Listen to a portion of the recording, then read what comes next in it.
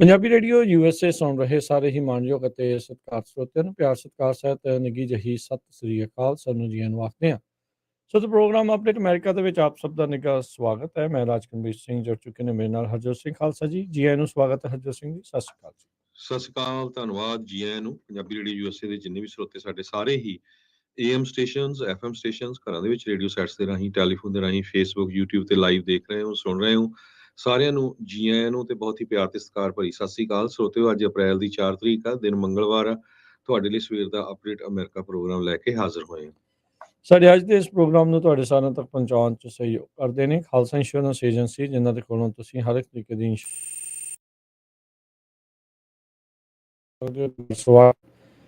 272-2500।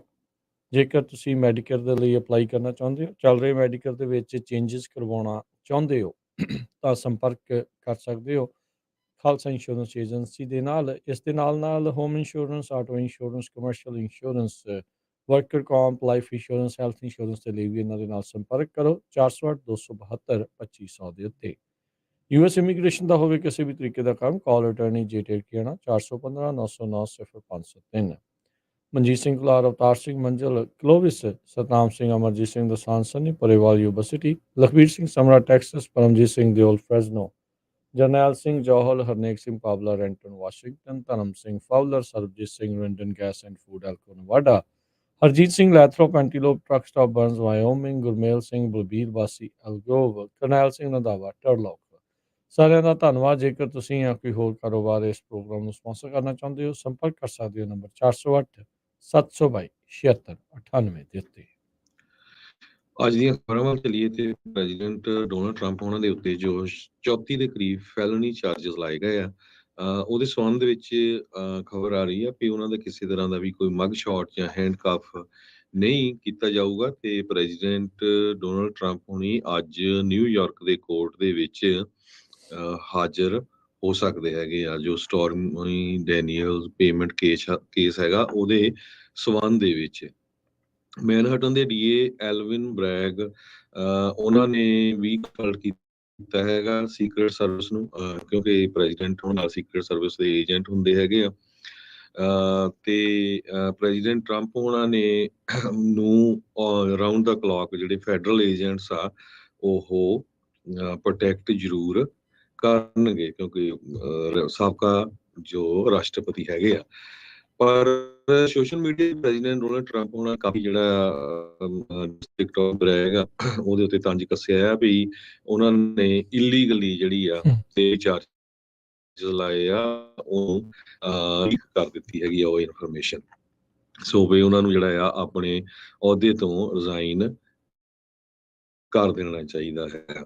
ਤੇ ਜਿਹੜੀ ਇੰਡਾਈਟਮੈਂਟ ਆ ਹਜੇ ਤੱਕ ਸੀਲ ਦੇ ਅੰਡਰ ਹੈਗੀ ਆ, ਜੋ ਕਿ ਨਿਊਯਾਰਕ ਦੀ ਸੁਪਰੀਮ ਕੋਰਟ ਦੇ ਵਿੱਚ ਵੀਰਵਾਰ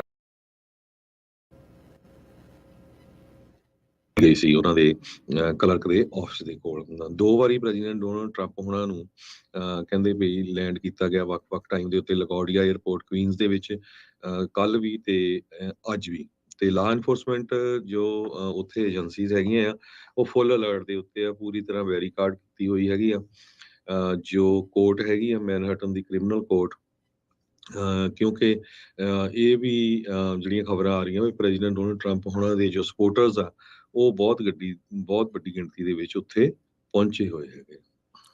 ਜੀ ਬਿਲਕੁਲ, ਟਰੰਪ ਹੁਣਾਂ ਨੇ ਇੱਕ ਵਾਰੀ ਫੇਰ ਕਹਿ ਸਕਦੇ ਵੀ ਝੂਠ ਬੋਲਿਆ, ਅਜੇ ਤੱਕ ਸੀਲਬੰਦ ਦਾ ਚਾਰਜਸ ਤੇ ਉਹਦੇ ਬਾਰੇ ਦੱਸਿਆ ਨਹੀਂ ਹੈ। ਸੋ ਫਰਾਡ ਦੇ ਰਿਲੇਟਡ ਜਿਹੜੇ ਚਾਰਜਸ ਇਹਨਾਂ ਤੇ 30 ਤੋਂ ਵੱਧ ਜਿਹੜੀ ਉਹ ਕਿ ਅਜੇ ਵੀ ਅੰਡਰ ਜਿਹੜੀ ਉਹ ਸੀ ਤੇ ਇਹ ਜਦੋਂ ਪੇਸ਼ ਕੀਤਾ ਜਾਣਾ ਅਦਾਲਤ ਦੇ ਵਿੱਚ, ਉਸ ਤੋਂ ਬਾਅਦ ਦੇ ਵਿੱਚ ਹੀ ਇਸ ਨੂੰ ਜਨਤਕ ਕੀਤਾ ਜਿਹੜਾ ਹੋ ਜਾਊਗਾ। ਮੈਨਹਟਨ ਦੇ ਡਿਸਟ੍ਰਿਕਟ ਅਟਾਰਨੀ ਐਲਵਿਨ ਬ੍ਰੈਗ ਇਹ ਜਿਹੜੀ ਹਸ਼ ਮਨੀ ਪੇਮੈਂਟਸ ਆ, ਪਹਿਲਾਂ ਸਟੋਰਮੀ ਡੈਨੀਅਲਸ ਦਾ ਨਾਮ ਤਾਂ ਸੀਗਾ ਹੀ, ਹੁਣ 2 ਔਰਤਾਂ ਦੀ ਜਿਹੜਾ ਜ਼ਿਕਰ ਇਸ ਦੇ ਵਿੱਚ ਆ ਰਿਹਾ ਆ ਵੀ ਉਹਨਾਂ ਦੇ ਅਫੇਅਰਸ ਉਹਨਾਂ ਦੀ ਵਾਈਫ ਹੁੰਦਿਆਂ ਹੋਇਆਂ, ਨਿਆਣਿਆਂ ਦੇ ਹੁੰਦਿਆਂ ਹੋਇਆਂ ਜਿਹੜੇ ਉਹਨਾਂ ਦੇ ਅਫੇਅਰਸ ਚੱਲਦੇ ਸੀਗੇ, ਉਹਦੇ ਵਿੱਚ ਇਹਨਾਂ ਨੇ ਹਸ਼ ਮਨੀ ਪੇਮੈਂਟਸ ਇਹਨਾਂ ਨੂੰ ਕੀਤੀਆਂ ਸੀਗੀਆਂ। ਰਾਸ਼ਟਰਪਤੀ ਹੋਣਾ ਨੇ ਉਹਨਾਂ ਦੀ ਰੋਂਗ ਡੂਇੰਗ ਨੂੰ ਡਿਨਾਈ ਕੀਤਾ ਆ। ਜਿਹੜੇ ਉਹਨਾਂ ਦੇ ਸਪੋਰਟਰਸ ਆ ਉਹ ਕਹਿੰਦੇ ਵੀ ਕੁਛ ਵੀ ਹੋਈ ਜਾਵੇ, ਚੱਕਰ ਹੀ ਕੋਈ ਨਹੀਂ, ਆਪਾਂ ਉਹਨਾਂ ਦੇ ਪੱਕੇ ਜਿਹੜੇ ਆ ਉਹ ਸਪੋਰਟਰਸ ਆ। ਦੋਨੋਂ ਹੀ ਤਰਫੋਂ ਐਂਟੀ ਟਰੰਪ ਤੇ ਪ੍ਰੋ ਟਰੰਪ ਪ੍ਰੋਟੈਸਟਰਸ ਜਿਹੜੇ ਆ ਉਹਨਾਂ ਨੇ ਕਹਿੰਦੇ ਵੀ ਕੋਰਟ ਹਾਊਸ ਦੇ ਬਾਹਰ ਦਾ ਇਲਾਕਾ ਪੂਰੀ ਤਰ੍ਹਾਂ ਭਰ ਦਿੱਤਾ। ਜਿਹੜੀ ਮਾਰਜਰੀ ਟੇਲਰ ਗ੍ਰੀਨ ਆ ਤੇ ਜਾਰਜ ਸੈਂਟੋਸ ਆ, ਇੱਕ ਪਾਸੇ ਝੂਠ ਬੋਲਣ ਨਾਲ, ਦੋਨੇ ਇਨਫੈਕਟ ਜਿਹੜੇ ਝੂਠ ਬੋਲਣ ਨਾਲ, ਇੱਕ ਨੇ ਆਪਣੇ ਰੈਜ਼ੂਮੇ ਤੇ ਬੋਲਿਆ, ਦੂਜੀ ਉਦਾਂ ਹੀ ਕਈ ਵਾਰੀ ਉਲ ਜਲੂਲ ਕਹਿੰਦੇ ਆ ਵੀ ਉਹ ਬਕ ਜਾਂਦੀ ਆ। ਉਹਨਾਂ ਨੇ ਟਰੰਪ ਦੇ ਸਪੋਰਟਰਸ ਨੂੰ ਜਿਹੜੇ protest ਕਰ ਰਹੇ ਸੀਗੇ ਉਹਨਾਂ ਨੇ ਜੁਆਇਨ ਕੀਤਾ ਤੇ ਕੈਓਸ ਇੰਨਾ ਕੁ ਜ਼ਿਆਦਾ ਕੈਓਸ ਵੱਧ ਗਿਆ ਵੀ ਉਹ ਉਹਦੇ ਵਿੱਚੋਂ ਫਿਰ ਛੱਡ ਕੇ ਬਾਅਦ ਦੇ ਵਿੱਚ ਚਲੇ ਗਏ ਆ। ਟਰੰਪ ਹੁਣਾਂ ਨੂੰ ਅਦਾਲਤ ਵਿੱਚ ਪੇਸ਼ ਹੋਣ ਤੋਂ ਬਾਅਦ 'ਚ ਉਹਨਾਂ ਨੇ ਵਾਪਸ ਮਾਰ-ਆ-ਲਾਗੋ ਜਾਣਾ ਹੈ ਤੇ ਕਹਿੰਦੇ ਉੱਥੇ ਜਾ ਕੇ ਸ਼ਾਇਦ ਸਪੀਚ ਆ ਉਹ ਦੇਣਗੇ। ਹੁਣ ਤੱਕ ਕੱਲ੍ਹ ਤੱਕ ਜਿਹੜੀਆਂ ਖਬਰਾਂ ਸੀਗੀਆਂ 7 ਮਿਲੀਅਨ ਤੋਂ ਵੱਧ ਇੰਡਾਈਟਮੈਂਟ ਦੀ ਜਿਹੜੀ ਖਬਰ ਆਉਣ ਤੋਂ ਬਾਅਦ 'ਚ 7 ਮਿਲੀਅਨ ਤੋਂ ਵੱਧ ਇਹਨਾਂ ਨੇ ਜਿਹੜੀ ਰਾਸ਼ੀ ਆ ਉਹ ਰੇਜ਼ ਕਰ ਲਈ ਹੈਗੀ ਆ। ਸੋ ਹੁਣ ਜਿਹੜੀਆਂ ਇਸ ਟਾਈਮ ਦੇ ਉੱਤੇ ਇੱਕ ਨਵੀਂ ਪੋਲ ਕੁਇਨੀਪੈਕ ਯੂਨੀਵਰਸਿਟੀ ਦੀ ਜਿਹੜੀ ਉਹ ਆਈ ਆ ਉਹਦੇ ਵਿੱਚ ਕਹਿੰਦੇ ਵੀ 62% ਅਮਰੀਕੀ ਮੰਨਦੇ ਨੇ ਵੀ ਐਲਵਿਨ ਬ੍ਰੈਗ ਦਾ ਜਿਹੜਾ ਕੇਸ ਆ ਇਹ ਪੋਲਿਟਿਕਸ ਤੋਂ ਪੋਲੀਟੀਕਲੀ ਮੋਟੀਵੇਟਿਡ ਜਿਹੜਾ ਉਹ ਦੱਸਿਆ ਜਾਂਦਾ ਆ। 93% ਜੀਓਪੀ ਦੇ ਵੋਟਰਸ ਇਸ ਹਿਸਾਬ ਦੇ ਨਾਲ ਜਿਹੜੇ ਉਹ ਮੰਨਦੇ ਆ ਵੀ ਪੋਲੀਟੀਕਲੀ ਮੋਟੀਵੇਟਿਡ ਆ। 70% ਇੰਡੀਪੈਂਡੈਂਟ ਵੋਟਰ ਵੀ ਮੈਨਹੈਟਨ ਦੇ ਕੇਸ ਨੂੰ ਪੋਲੀਟੀਕਲੀ ਮੋਟੀਵੇਟਿਡ ਮੰਨਦੇ ਆ।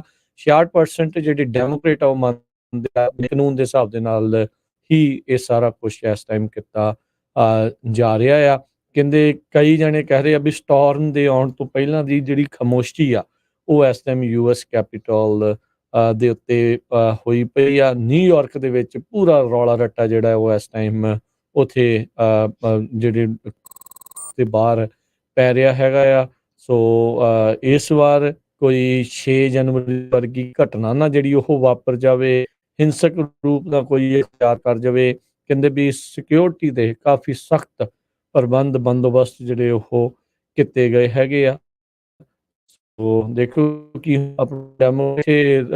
ਜਿਹੜੇ ਕੈਲੀਫੋਰਨੀਆ ਦੇ ਇੱਥੇ ਜਿਹੜੇ ਰੋਹ ਖੰਨਾ ਨੇ ਰਿਪਰੈਜ਼ੈਂਟੇਟਿਵ, ਉਹਨਾਂ ਨੇ ਇਹ ਕਿਹਾ ਆ ਵੀ ਜਸਟਿਸ ਵਿਲ ਬੀ ਸਰਵਡ। ਇੱਕ ਇਹ ਪ੍ਰੋਗਰੈਸਿਵ ਡੈਮੋਕ੍ਰੇਟ ਆ ਚਾਹੁੰਦੇ ਕਾਫੀ ਹੋਣਾ ਵੀ ਉਹਨਾਂ ਦੇ ਉਲਟ ਜਿਹੜੇ ਇਹਨਾਂ ਦੇ ਬਿਆਨ ਹਮੇਸ਼ਾ ਹੀ ਰਹਿੰਦੇ ਹੈਗੇ ਆ। ਮੈਨਹੈਟਨ ਦੇ ਕ੍ਰਿਮੀਨਲ ਕੋਰਟ ਹਾਊਸ ਦੇ ਬਾਹਰ ਇਸ ਟਾਈਮ ਇਹ ਪੂਰਾ ਕਹਿੰਦੇ ਵੀ ਖਚਾ ਖਚ ਇਲਾਕਾ ਜਿਹੜਾ ਆ ਉਹ ਭਰਿਆ ਪਿਆ ਹੈਗਾ ਆ। ਇਹ ਬਹੁਤ ਹਿਸਟੋਰਿਕ ਇਵੈਂਟ ਇਸ ਲਈ ਆ, ਪਹਿਲੀ ਵਾਰੀ ਇੱਕ ਸਾਬਕਾ ਪ੍ਰੈਜ਼ੀਡੈਂਟ ਦੇ ਉੱਤੇ ਕ੍ਰਿਮੀਨਲ ਜੇ ਚਾਰजेस ਆ ਉਹਦੇ ਬਣਾਏ।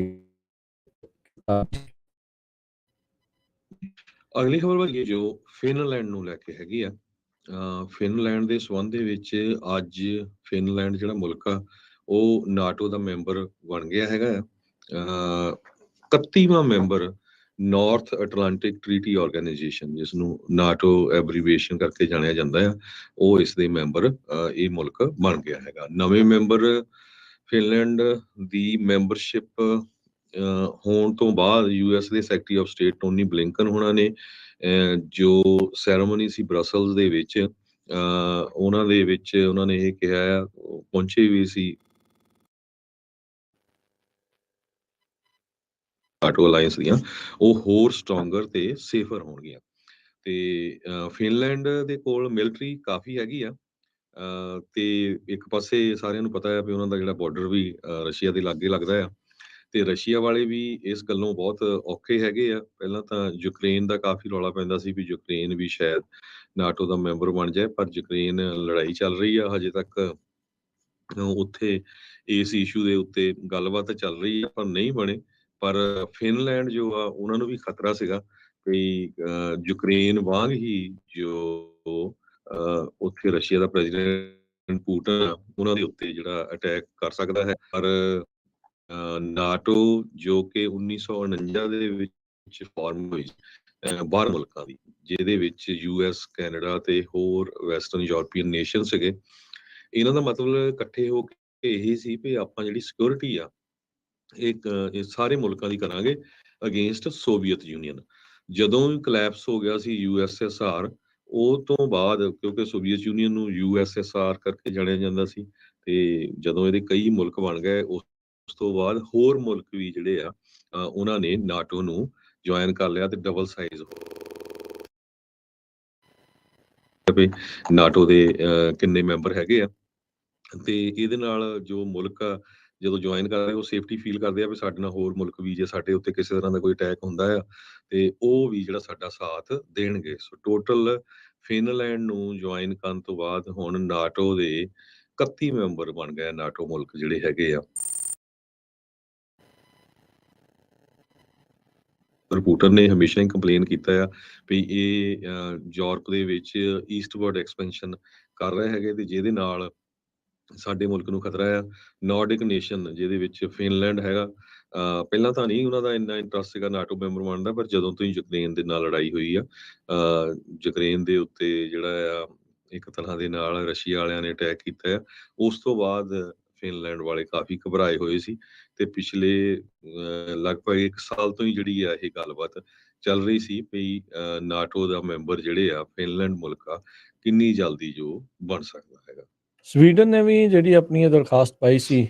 ਫਿਨਲੈਂਡ ਦੀ ਜਿਹੜੀ ਇਸ ਟਾਈਮ ਬਾਹਰ ਜਾ ਰਹੀ ਪ੍ਰਧਾਨ ਮੰਤਰੀ ਸਾਨਾ ਮਾਰਿਨ, ਉਸ ਨੇ ਤੇ ਉਹਦੇ ਜਿਹੜੇ ਸਾਥੀ ਇਨਫੈਕਟ ਉਹਦੇ ਵਿਰੋਧੀ ਧਿਰ ਵਾਲੇ ਵੀ ਨਾਟੋ ਦੀ ਮੈਂਬਰਸ਼ਿਪ ਲੈਣ ਦੇ ਲਈ ਠੀਕ ਸੀਗੇ। ਉਹਨਾਂ ਨੇ ਹਾਮੀ ਜਿਹੜੀ ਉਹ ਭਰੀ ਸੀ, ਉੱਥੇ ਮੈਜੋਰਟੀ ਲੋਕ ਇਸ ਚੀਜ਼ ਨੂੰ ਹਾਮੀ ਉਹਨਾਂ ਨੇ ਭਰੀ ਸੀਗੀ। ਸੋ ਉਹ ਅੱਜ ਜਿਹੜਾ ਅਧਿਕਾਰਤ ਤੌਰ ਦੇ ਉੱਤੇ ਨਾਟੋ ਦੇ ਮੈਂਬਰ ਬਣ ਰਹੇ ਆ।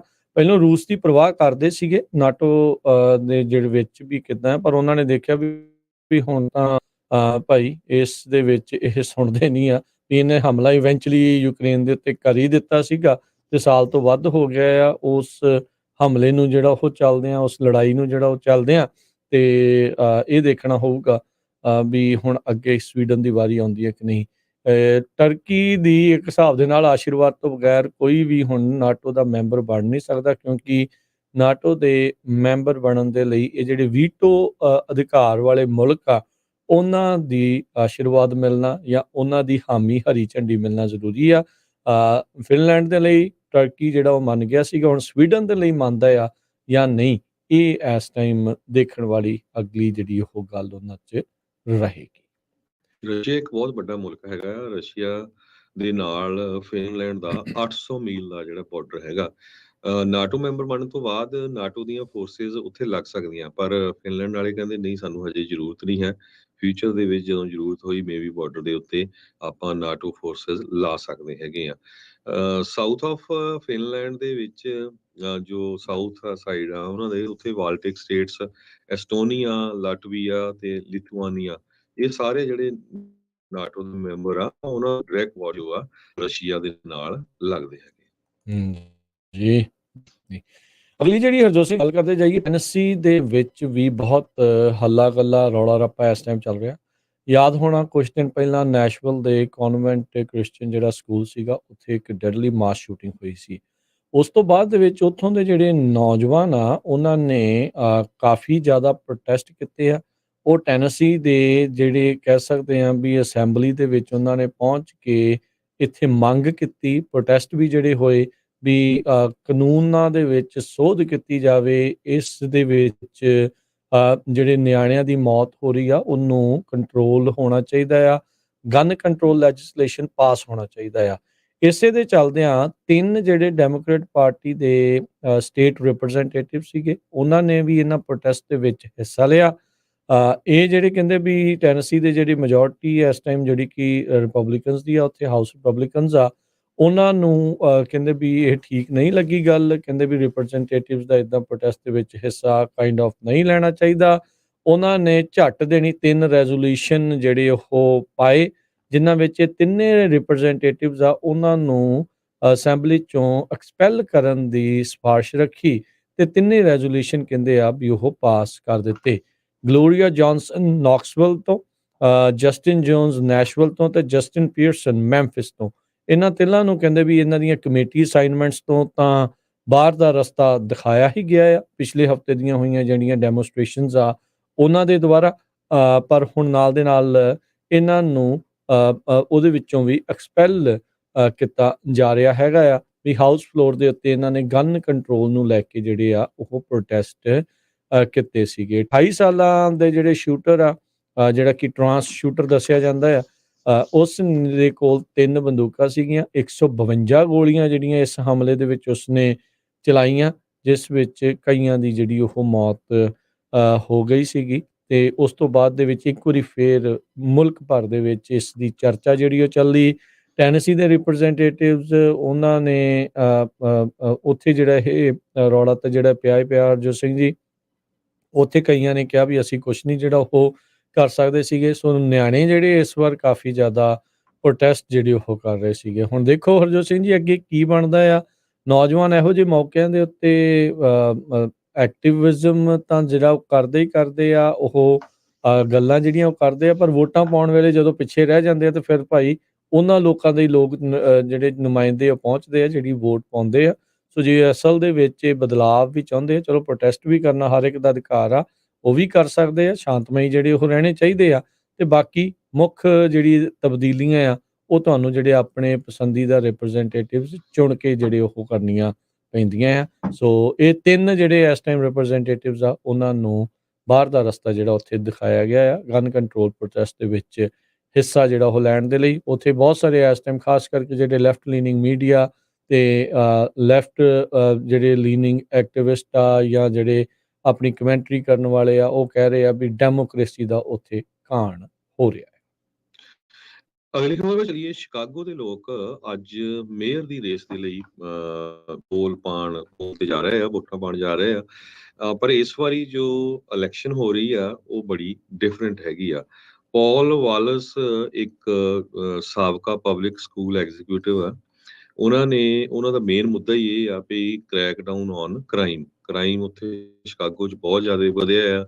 ਤੇ ਜੋ ਉਹਨਾਂ ਦੇ ਓਪੋਨੈਂਟ ਹੈਗੇ ਆ ਬ੍ਰੈਂਡਨ ਜੌਨਸਨ, ਉਹ ਕਾਉਂਟੀ ਦੇ ਕਮਿਸ਼ਨਰ ਰਹਿ ਚੁੱਕੇ ਆ। ਤੇ ਉਹਨਾਂ ਦਾ ਇਹ ਆ ਮੁੱਦਾ ਵੀ ਅਸੀਂ ਸੋਸ਼ਲ ਪ੍ਰੋਗਰਾਮਸ ਨੂੰ ਐਕਸਪੈਂਡ ਕਰਨਾ ਹੈਗਾ। ਲੌਰੀ ਲਾਈਟਫੁੱਟ ਸ਼ਿਕਾਗੋ ਦੀ ਸਾਬਕਾ ਜੋ ਮੇਅਰ ਸੀ, ਪਹਿਲੀ ਮੇਅਰ ਆ, ਉਹ ਕਾਲੇ ਮੂੰਹ ਦੀ ਤੇ ਨਾਲ ਹੀ ਜੋ ਉਹ ਓਪਨਲੀ ਆਪਣੇ ਆਪ ਨੂੰ ਜੋ ਕਿ ਕਹਿੰਦੇ ਸੀ, ਪਰ ਉਹਨਾਂ ਦੇ ਸਮੇਂ ਦੇ ਬਹੁਤ ਹੀ ਜ਼ਿਆਦਾ ਕ੍ਰਾਈਮ ਵਧਿਆ ਹੈਗਾ।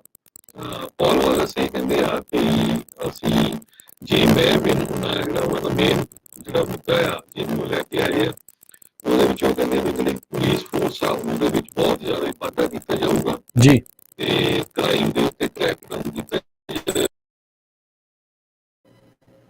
ਸਕੂਲਸ ਬਣਾਏ ਜਾਣਗੇ। ਜਦਕਿ ਉਹਨਾਂ ਦੇ ਜਿਹੜੇ ਓਪੋਨੈਂਟ ਆ ਬ੍ਰੈਂਡਨ ਜੌਨਸਨ, ਜੋ ਕਾਉਂਟੀ ਦੇ ਕਮਿਸ਼ਨਰ ਹੁੰਦੇ ਸੀ ਤੇ ਯੂਨੀਅਨ ਆਰਗੇਨਾਈਜ਼ਰ ਆ, ਬਹੁਤ ਸਾਰੀਆਂ ਯੂਨੀਅਨਸ ਉਹਨਾਂ ਨੂੰ ਰਿਪਰੈਜ਼ੈਂਟ ਕਰਦੀਆਂ ਜਾਂ ਉਹਨਾਂ ਦੀ ਸਪੋਰਟ ਕਰਦੀਆਂ ਹੈਗੀਆਂ ਤੇ ਪ੍ਰਾਊਡ ਪ੍ਰੋਗਰੈਸਿਵ ਹੈਗੇ ਉਹ ਆਪਣੇ ਆਪ ਨੂੰ ਕਹਿੰਦੇ। ਤੇ ਸੋਸ਼ਲ ਪ੍ਰੋਗਰਾਮਸ ਹੋਰ ਨੇਬਰਹੁੱਡ ਏਰੀਏ ਦੇ ਵਿੱਚ ਉਹ ਵਧਾਉਣਗੇ। ਪਰ ਜਿਸ ਹਿਸਾਬ ਦੇ ਨਾਲ ਪਿਛਲੇ 4 ਸਾਲ ਸ਼ਿਕਾਗੋ ਦੀ ਪੁਲਿਸ ਮੇਅਰ ਦੇ ਨਾਲ ਉਹਨਾਂ ਦਾ ਬਹੁਤ ਜ਼ਿਆਦਾ ਰਿਫਟ ਰਿਹਾ, ਕ੍ਰਾਈਮ ਕਿੰਨਾ ਜ਼ਿਆਦਾ ਵਧਿਆ ਸੀ। ਸੋ ਦੇਖੋ ਕਿਸ ਤਰ੍ਹਾਂ ਇਹ ਜਿਹੜੀ ਇਲੈਕਸ਼ਨ ਆਊਟ ਆਉਂਦੀ ਆ। ਨਿਊਯਾਰਕ ਦੇ ਵਿੱਚ ਵੀ ਆਪਾਂ ਇਹੀ ਦੇਖਿਆ। ਨਿਊਯਾਰਕ ਦੇ ਮੇਅਰ ਐਰਿਕ ਐਡਮਸ ਜਿਹੜੇ ਡੈਮੋਕ੍ਰੇਟ ਆ, ਰਹਿ ਚੁੱਕੇ ਸਾਬਕਾ ਪੁਲਿਸ ਕੈਪਟਨ ਆ, ਉਹਨਾਂ ਨੇ ਇੱਕ ਪ੍ਰੋਗਰੈਸਿਵ ਕੈਂਡੀਡੇਟ ਨੂੰ ਹਰਾਇਆ ਸੀ 2021 ਦੀ ਜਦੋਂ ਇਲੈਕਸ਼ਨ ਹੋਈ ਸੀ। ਉੱਥੇ ਵੀ ਜਿਹੜਾ ਮੇਨ ਮੁੱਦਾ ਕ੍ਰਾਈਮ ਦਾ ਸੀ। ਇਸੇ ਤਰ੍ਹਾਂ ਲਾਸ ਐਂਜਲਸ ਦੇ ਵਿੱਚ ਕ੍ਰਾਈਮ ਦਾ ਤੇ ਹੋਮਲੈਸਨੈਸ ਦਾ ਬਹੁਤ ਵੱਡਾ ਮੁੱਦਾ ਸੀ। ਕੈਰਨ ਬਾਸ ਲਿਬਰਲ ਕਾਂਗਰਸ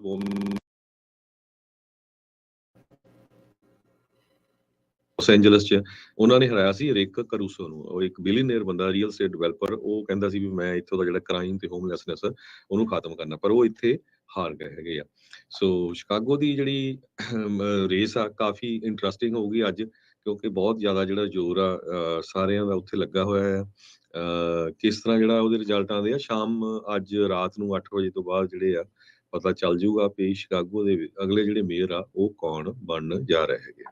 ਜੀ, ਆਪਾਂ ਇੱਥੇ ਇੱਕ ਬ੍ਰੇਕ ਲੈਂਦੇ ਹਾਂ। ਬ੍ਰੇਕ ਤੋਂ ਬਾਅਦ ਮੁੜ ਕੇ ਫਿਰ ਵਾਪਸ ਹਾਜ਼ਰ ਹੁੰਦੇ ਹਾਂ। ਖਬਰਾਂ ਦਾ ਸਿਲਸਿਲਾ ਜਿਹੜਾ ਉਹ ਜਾਰੀ ਰਹੇਗਾ। ਭਾਰਤੀ ਮੂਲ ਦਾ ਇੱਕ ਬੰਦਾ ਚੀਜ਼ਾਂ ਨੂੰ ਉਡਾਉਣ ਬਾਰੇ ਅਮਰੀਕਾ 'ਚ ਸੋਚ ਰਿਹਾ ਸੀ। ਡਿਪਾਰਟਮੈਂਟ ਆਫ ਜਸਟਿਸ ਨੇ ਸਟੇਟਮੈਂਟ ਜਾਰੀ ਕੀਤੀ। ਉਹਦੇ ਬਾਰੇ ਦੱਸਾਂਗੇ। ਇਕੋਨਮੀ ਦੀਆਂ ਗੱਲਾਂ ਜਿਹੜੀਆਂ ਆ ਉਹ ਇਸ ਤੋਂ ਬਾਅਦ ਦੇ ਵਿੱਚ ਨਾਲ ਹੋਣਗੀਆਂ ਤੇ ਹੋਰ ਜਿਹੜੀਆਂ ਅਹਿਮ ਖਬਰਾਂ ਕੀ ਕੁਛ ਚੱਲ ਰਿਹਾ ਆ ਉਸ ਬਾਰੇ ਜਾਣਕਾਰੀਆਂ ਤੁਹਾਡੇ ਨਾਲ ਸਾਂਝੀਆਂ ਕਰਦੇ ਹਾਂ। ਮਿਲਦੇ ਹਾਂ ਇੱਕ ਬ੍ਰੇਕ ਤੋਂ ਬਾਅਦ।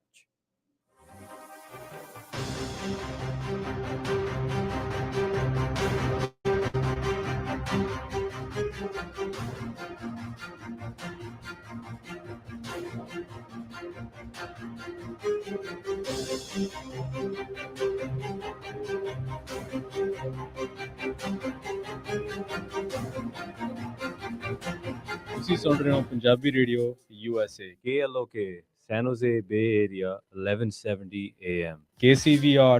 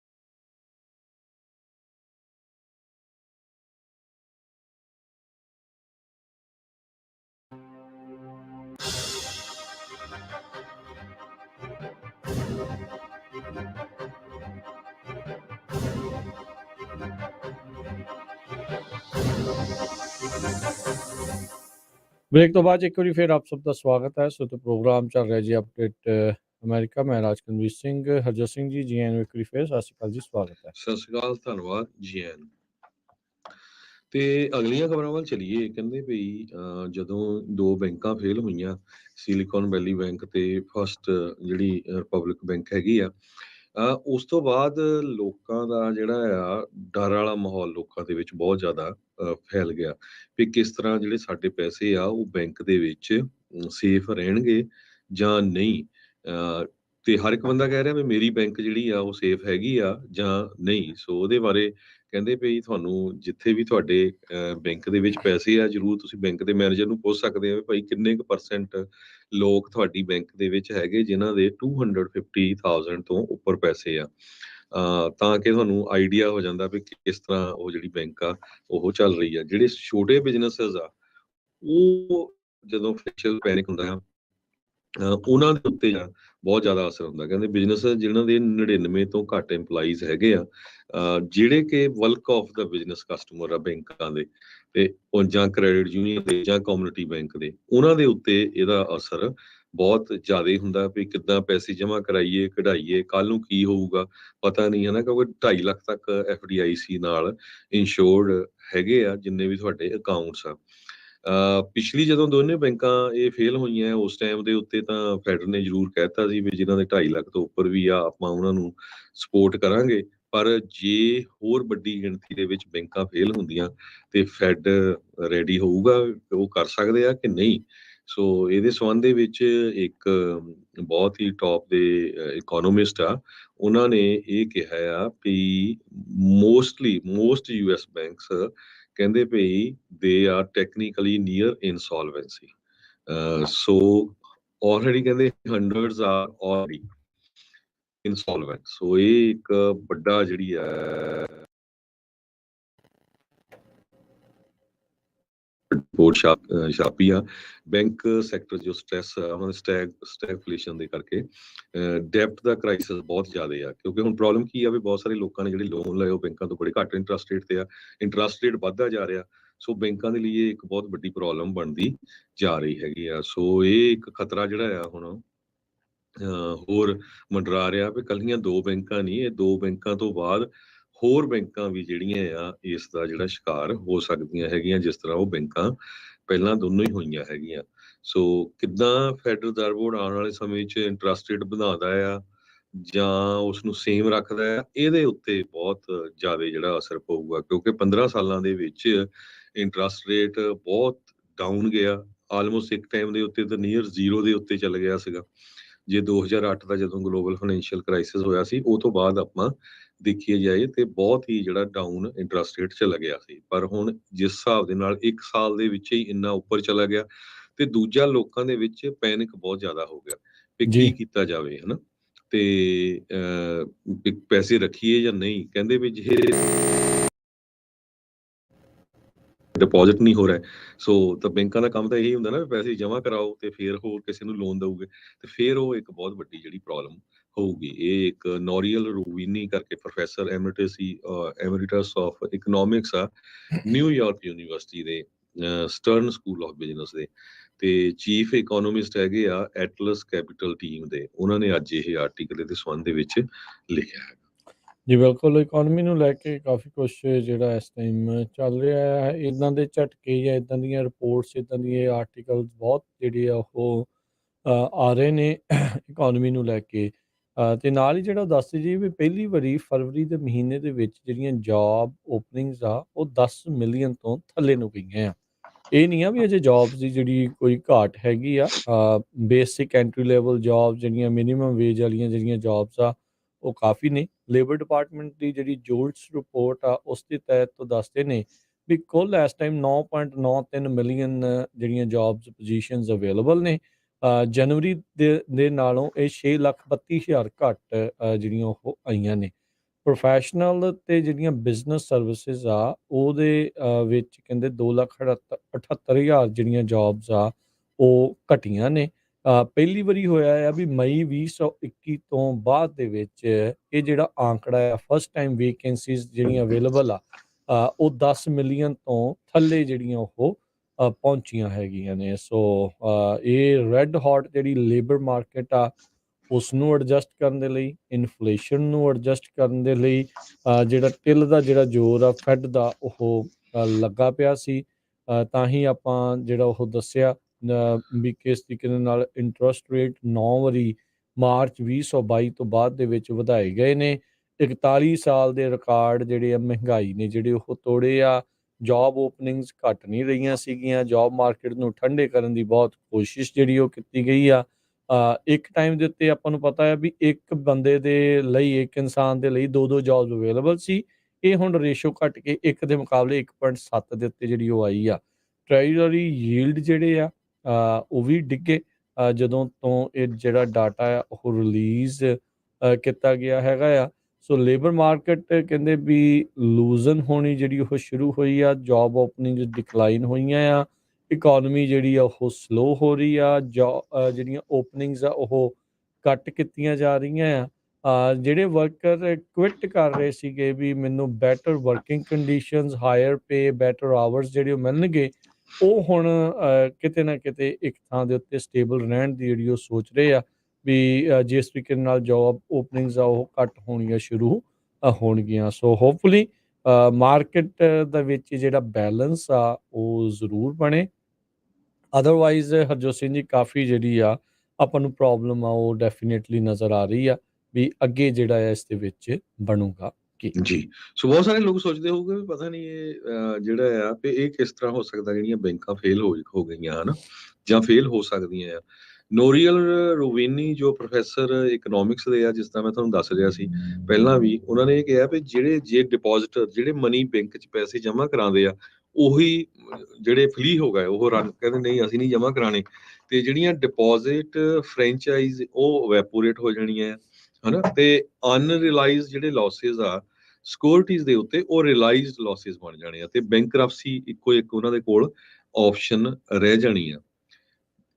ਮਾੜਾ ਜਿਹਾ ਫਿਗਰ ਜੇ ਤੁਸੀਂ ਗਿਣਦੇ ਜਾਓ, ਕਹਿੰਦੇ ਭਈ 2022 ਦੇ ਐਂਡ ਤੱਕ 31 ਦਸੰਬਰ ਤੱਕ ਯੂਐਸ ਬੈਂਕਾਂ ਦਾ ਜਿਹੜਾ ਅਨਰਿਲਾਈਜ਼ਡ ਲਾਸਿਸ ਆ ਸਿਕਿਉਰਿਟੀਜ਼ ਦੇ ਉੱਤੇ $620 ਬਿਲੀਅਨ ਆ। ਬਹੁਤ ਜ਼ਿਆਦਾ ਬਣਦਾ। ਜਿਹੜੀ ਟੋਟਲ ਕਪੈਸਿਟੀ ਆ ਉਹਦਾ 28% ਬਣਦਾ, $2.2 ਟ੍ਰਿਲੀਅਨ ਦਾ। ਤੇ ਸਭ ਤੋਂ ਜ਼ਿਆਦਾ ਜੇ ਹੋਰ ਜੇ ਮੈਟਰ ਨੂੰ ਵਰਸ ਹੁੰਦਾ ਦੇਖਿਆ ਜਾਵੇ, ਕਹਿੰਦੇ 10 ਸਾਲਾਂ ਦਾ ਜੇ ਬੈਂਕ ਦਾ ਲੋਨ ਲੌਂਗ ਟਰਮ 1% ਤੇ ਸੀ ਤੇ ਉਹ ਰੇਟ 3.5% ਦੇ ਉੱਤੇ ਚੜ ਗਿਆ। ਤੇ ਇਹਦੇ ਨਾਲ ਯੂਐਸ ਦੀਆਂ ਬੈਂਕਾਂ ਦਾ ਜਿਹੜਾ ਅਨਰਿਲਾਈਜ਼ਡ ਲਾਸਿਸ ਆ ਉਹ ਐਕਚੁਅਲ ਅਮਾਉਂਟ $1.75 ਟ੍ਰਿਲੀਅਨ ਬਣਦਾ ਆ। ਜਿੰਨੀ ਉਹਨਾਂ ਦੀ ਕੈਪੀਟਲ ਆ ਉਹਦਾ 80% ਬਣਦਾ। ਸੋ ਇੱਥੋਂ ਅੰਦਾਜ਼ਾ ਲਾ ਲਓ, ਜੇ ਹੁਣ ਆਮ ਲੋਕਾਂ ਦੇ ਸਟਾਕ ਦੇ ਵਿੱਚ ਪੈਸੇ ਕਿਸੇ ਦਾ 2 ਲੱਖ 5 ਲੱਖ ਮਿਲੀਅਨ ਡਾਲਰ ਗਿਆ, ਤੇ ਬੈਂਕਾਂ ਦੇ ਵੀ ਜਿਹੜੇ ਆ ਬਹੁਤ ਜ਼ਿਆਦਾ ਜਿਹੜੇ ਲਾਸ ਹੋਏ ਹੈਗੇ ਜੀ। ਜੀ ਬਿਲਕੁਲ। ਅਗਲੀ ਜਿਹੜੀ ਹਰਜੋਤ ਸਿੰਘ ਜੀ ਗੱਲ ਕਰਦੇ ਜਾਈਏ, ਭਾਰਤੀ ਮੂਲ ਦਾ ਹਰਿਦਿੰਦੂ ਸ਼ੰਕਰ ਰॉय ਚੌਧਰੀ ਮੈਡੀਸਨ ਦਾ ਜੀ ਜੀ ਮਾਫੀ ਚਾਹੁੰਦਾ। ਹਰਦਿੰਦੂ ਸ਼ੰਕਰ ਰॉय ਚੌਧਰੀ 29 ਸਾਲਾਂ ਦਾ ਮੈਡੀਸਨ ਦਾ ਰਹਿਣ ਵਾਲਾ। ਕੋਰਟ ਦੇ ਜਿਹੜੇ ਦਸਤਾਵੇਜ਼, ਅਦਾਲਤੀ ਦਸਤਾਵੇਜ਼ ਦੱਸਦੇ ਆ ਵੀ ਇਸ ਨੇ ਇੱਕ ਪ੍ਰਾਈਵੇਟ ਆਰਗੇਨਾਈਜੇਸ਼ਨ ਆ ਉਸ ਦੇ ਉੱਤੇ ਅੱਗ ਲਾਉਣ ਦੀ, ਉਹਨਾਂ ਨੂੰ ਡੈਮੇਜ ਕਰਨ ਦੀ ਤੇ ਜਾਂ ਐਕਸਪਲੋਸਿਵ ਉਸ ਦੇ ਵਿੱਚ ਧਮਾਕਾ ਕਰਨ ਦੀ ਜਿਹੜੀ ਉਹ ਕੋਸ਼ਿਸ਼ ਕੀਤੀ ਆ। ਇਹਨਾਂ ਚਾਰजेस ਦੇ ਤਹਿਤ ਇਸ ਨੂੰ ਗ੍ਰਿਫਤਾਰ ਜਿਹੜਾ ਉਹ ਕੀਤਾ ਹੈ। ਇਹ ਭਾਰਤੀ ਮੂਲ ਦਾ ਜਿਹੜਾ ਬੰਦਾ ਆ, ਇਸ ਨੂੰ ਡਿਟੇਨ ਕਰ ਲਿਆ ਗਿਆ ਸੀਗਾ ਫਾਇਰ ਬੌਂਬ ਕਰਨ ਦੇ ਲਈ।